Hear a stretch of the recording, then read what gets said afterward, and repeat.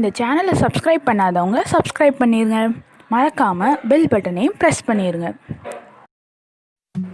Hi friends, வணக்கம் and welcome to 2K kitchen. Friends, இன்றைக்கி நம்ம பார்க்க போகிற டிஷ் பன்னீர். இது பண்ணுறதுக்கு நான் தண்ணியே ஊற்றாமல் 3/4 லிட்டர் பாலை ஒரு பாத்திரத்தில் ஊற்றிருக்கேன். இது நல்லா பாயில் ஆகணும், நம்ம தண்ணி ஆட் பண்ணக்கூடாது. நல்லா கொதிச்சதுக்கப்புறமா ஒரு ஃபார்ம் மாதிரி ஒரு லேயர் மேலே ஃபார்ம் ஆகும். இந்த லேயர் ஃபார்ம் ஆனதுக்கப்புறம் நம்ம மேலே லெமன் ஜூஸை புழிஞ்சுக்கிறோம். ஒரு சின்ன லெமனை ஃபுல்லாக புழிஞ்சுக்கிறோம். ஒரு 10 செகண்ட்ஸ் நம்ம லோ ஃப்ளேமில் வச்சு இதை ஹீட் பண்ணுறோம். ஹீட் பண்ணிவிட்டு லைட்டாக ஹை பண்ணிவிட்டு அதுக்கப்புறம் இதை ஆஃப் பண்ணிடுறோம்.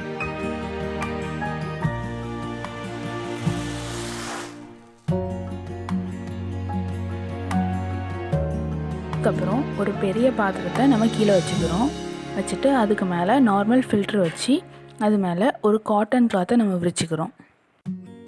நம்ம விரித்து வச்சுருக்கிற காட்டன் கிளாத்தில் ஹோல் இல்லாத மாதிரி பார்த்துக்கணும். நம்ம காய்ச்சி வச்சுருக்கிற பாலை இதில் ஊற்றுறோம். இதில் ஊற்றும் போது தண்ணியெல்லாம் கீழே ஃபில்ட்ரு ஆயிரும்.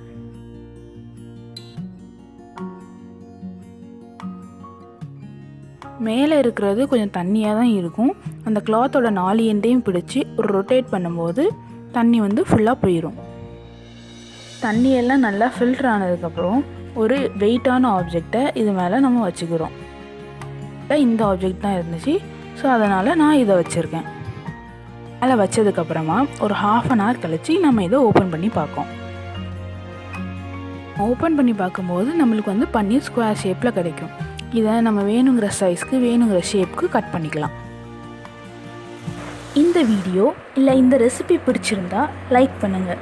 இதை ட்ரை பண்ணி எப்படி வந்துச்சுன்னு கமெண்ட் பண்ணுங்கள். மறக்காமல் இது யாருக்கெல்லாம் ரொம்ப பிடிக்குமோ இல்லை தேவையோ அவங்களுக்கு ஷேர் பண்ணுங்கள். நெக்ஸ்ட் இன்னொரு வீடியோவில் இன்னொரு ரெசிபியோட உங்களை பார்க்குறேன். டாடா, பாய் பாய்.